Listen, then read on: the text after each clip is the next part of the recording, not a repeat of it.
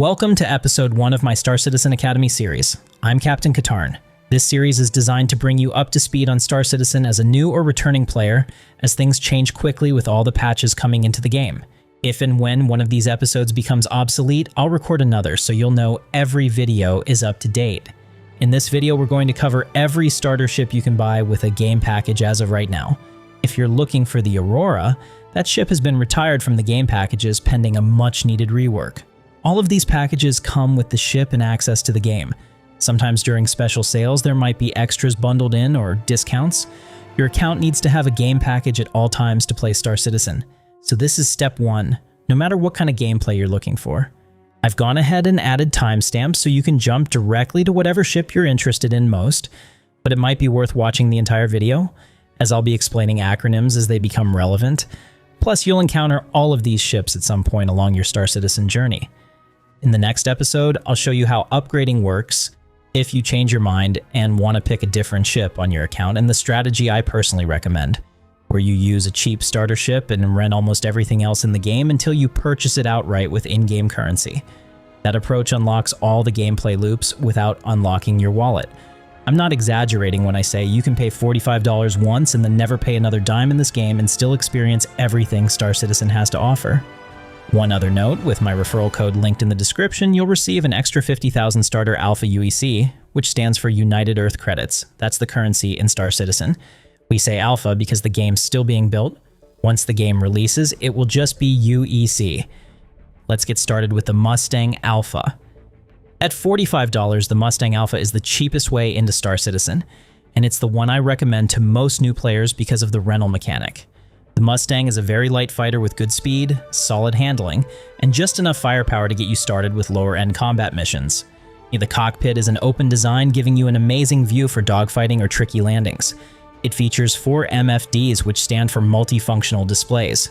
They both give you information and allow you to control systems in your ship. Most ships don't have 4, and the layout here is optimized for usability, especially in VR or with a head tracker. It doesn't have an interior and it can't haul a vehicle or other player, but that's not the drawback some people think it is. You'll earn credits quickly, and if you wanted to, you'd never have to use the ship even once, as you can group with other players and fly together. It can also haul cargo through the dedicated cargo port on the belly. This holds 4 SCU, which stands for Standard Cargo Units. They're boxes that cargo and goods are transported in through the verse, and can range from the size of a box you can carry up to something that resembles a shipping crate, just like in real life. This ship's 4 SCU is enough storage to run delivery missions, which were just introduced back into the game. Those are essentially missions where you act as a courier, taking a single box from one remote outpost to another, like FedEx. If your goal is to try Star Citizen, learn the systems, and figure out what you actually enjoy doing in the game, this is the smartest starting point. But that's just my opinion. Now let's move on to something with an interior. Now we're getting into ships that cost as much as AAA games at $60. They frequently go on sale for less during sales events. This one is the Space Winnebago of Star Citizen, the Drake Cutter. Think YouTube van life, but in space. Star Citizen has created a universe where each manufacturer has a distinctive look and style, not unlike car brands. Drake is a bare-bones manufacturer that prioritizes function over form. You're not going to find interior panels or any of the creature comforts you probably don't need to fly. And their ships have a reputation for being the primary vessels of pirates and ne'er-do-wells based on their low cost. The cutter has room for 4 SCU of accessible storage, and you can use that for cargo or to carry a small ground vehicle like a Mirai Pulse. There are access points for all the components, allowing maintenance to be performed without having to EVA for repairs. It's a small ship with an interior, a bed which doubles as a logging out point, and sanitation facilities. It's slower than the Mustang, and it probably shouldn't go looking for fights, but it's far more flexible if you want to do delivery missions, light hauling, or just live out of your ship early on.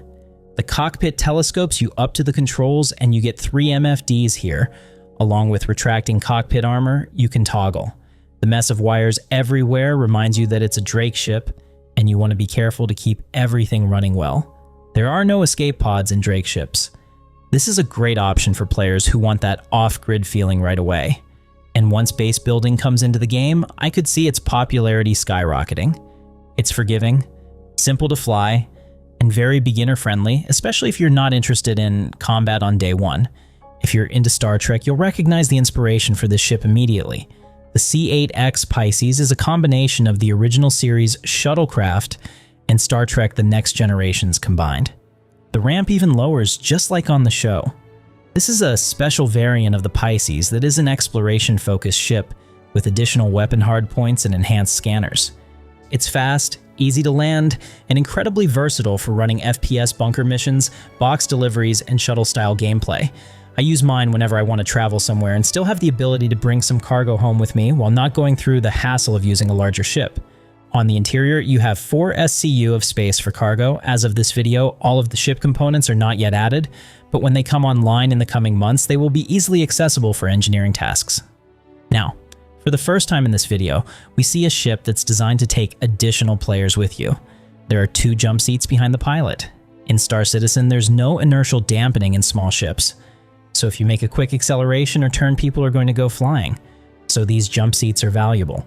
The cockpit features 4 MFDs and a good view despite the heavy struts and compact windscreen. It's hard to go wrong with this ship if it moves you. Next up, we're getting into role-focused ships, and the price jumps up to $75. The RSI Salvation is my favorite ship Star Citizen's added recently. It's a perfect middle ground between starter and upgrade, a sleek and stylish, compact design that is built as a dedicated salvaging ship, allowing you to make money by scavenging wrecks and hauling the scraps to get paid, or use them for crafting materials. You use 2 salvaging heads to scrap the valuable hull materials from dead ships, pieces of ships, or you can fracture ships to disintegrate them into powder. Salvaging's just one of the industrial careers you can do in Star Citizen. There are larger salvage ships, but the mechanics are the same, only the scale changes, so when you're ready to get an even better ship, you'll know how it works already. Beyond just salvage, it also fits well into larger ships' hangars, which can earn you some extra income from scavenging the ships after you've won a space battle. It can hold 6 SCU of cargo, which is significantly less than the next larger salvage ship, but it can also hold any other cargo, giving you flexibility beyond a single role. While you probably shouldn't fight in it, it's maneuverable enough that a good pilot could hold their own against light threats. The cockpit is very open, the controls are well laid out too. This is a good option if you want a ship that feels more substantial out of the gate without jumping into higher tier pricing. The Drake Golem is also $75 and the other dedicated industrial ship in this starter vehicle list. It's a dedicated mining ship that can get you up and running with that game loop, but unlike the others, it doesn't have additional functionality. This ship can only mine, and that's great, because it's damn good at it. Mining in Star Citizen is similar to how it was in Star Wars Galaxies, where you needed to fracture asteroids into smaller pieces and then use your ship to capture the fragments and store them in holding tanks. The major difference is rather than having a single type of resource in the asteroid like in SWG, in Star Citizen each has different percentages of ores, as well as inert materials which are worthless. Star Citizen also adds a refinery process to the game loop for added complexity. Each ship has a limited amount of room in the hold, so it's essential to make sure you aren't filling it with worthless or low-end ores. The skill part of mining is when you use the cracking mechanic and keep the power levels in the green. The better you do this, the more favorable the fracture will be, leaving pieces that have very high concentrations of the minerals you're trying to extract. If you fail, and the red meter fills up, then the rock will explode and will damage or kill your ship, and possibly even you as well. The game loop is the same regardless of the ship, with larger mining ships having bigger mining lasers and a high-capacity cargo hold or multiplayer functionality. If mining is the only thing you care about in Star Citizen, this is an attractive option. Next, we're going to look at what is probably one of the most popular starter packages, priced at $75, and a lot of people recommend it. If you want one ship that will allow you to do combat proficiently enough to make it a career, double the cargo space we've seen so far, carry a vehicle, and still have a bed to log out, the Aegis Avenger Titan is a pretty fantastic bargain.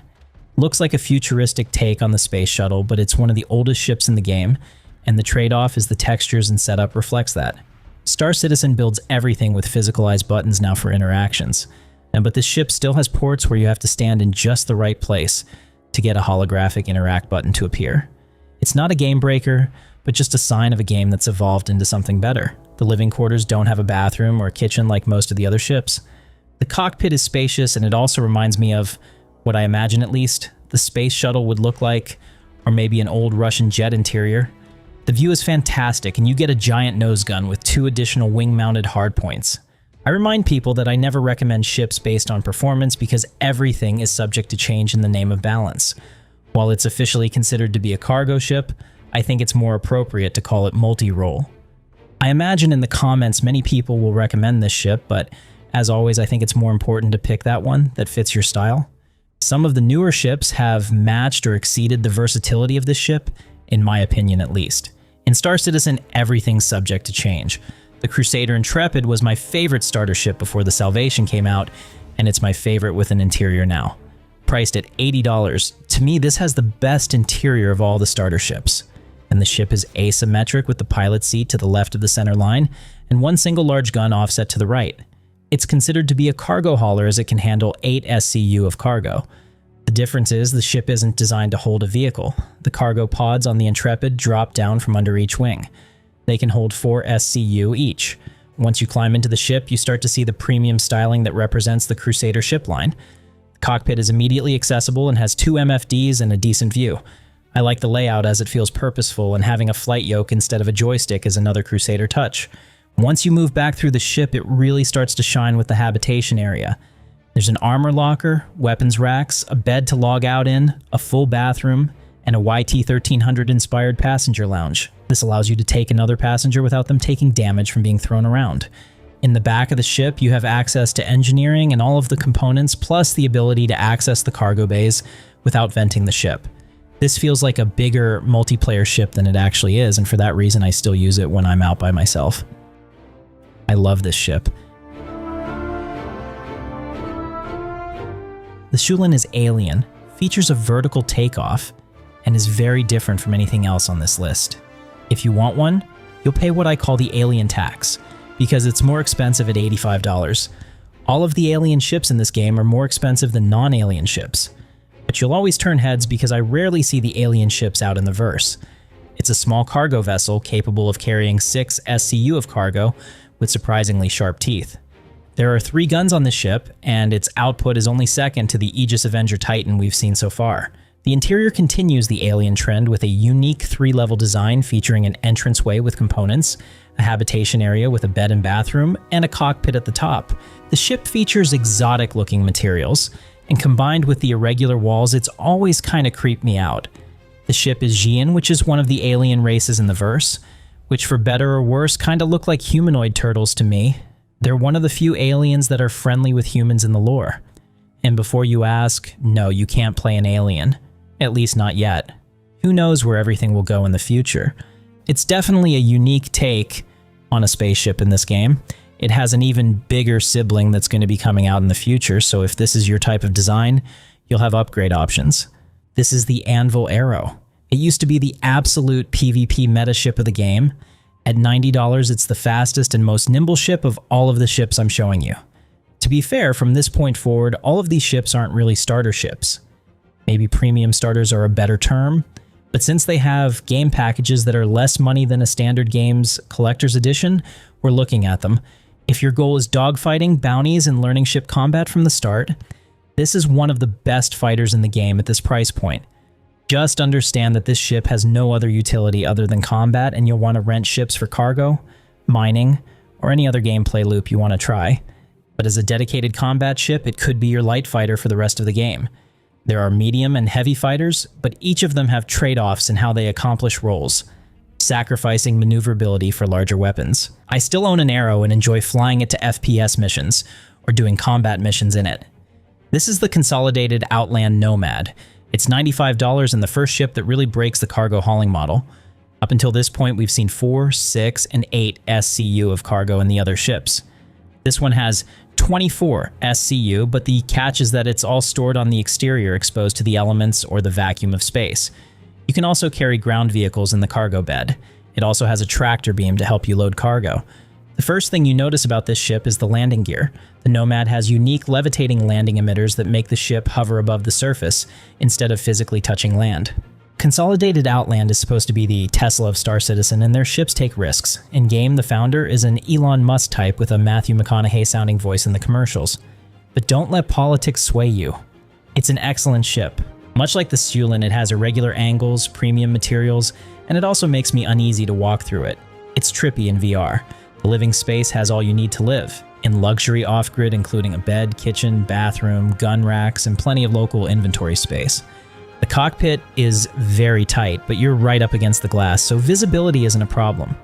It could take some getting used to with the seating position, but overall I like the design. It can defend itself, but you better be an excellent pilot if you're seeking trouble in this ship. And this is the point where you stop buying a starter and start buying a ship you'll use for potentially the rest of your Star Citizen career. At $125, this ship isn't cheap, but compared to the others, this is a full-on multi-role and multi-crew ship. The Cutlass Black supports cargo, vehicles, combat, and has space for up to 3 crew: pilot, co-pilot, and gunner. Cargo-wise, you can take up to 46 SCU of goods, or trade that out for carrying vehicles. The offensive capabilities of this ship put the others we've looked at to shame, and really they should at this price point. 4 pilot-controlled guns along with a manned turret at the top give the ship enough firepower to hunt rather than defend. Used solo, it's excellent for hunting bounties, but crew up, and it's even more deadly. As I mentioned before, Drake has been known in the universe as a pirate ship manufacturer, and this is the ship that everyone associates with that role, because of its versatility, low cost, and survivability. Just remember, there's no escape pods. You're going down with this ship. It's powerful, flexible, and extremely capable, but it's also a big jump in price that can be really hard to justify if you don't know you're going to love the game. My advice is to only start here if you already know Star Citizen is for you or you plan to play with friends right away. Every ship you've seen here can be earned in-game with in-game credits after you've picked your initial package. No matter what you choose, none of them lock you out of content, as you can rent, buy, or crew another person's ship. If you found this helpful, please give it a like and share it. In the next episode, I'll break down upgrades, rentals, and the exact strategy I recommend for unlocking everything Star Citizen has to offer without overspending. Welcome to the Academy. I'll see you in the verse.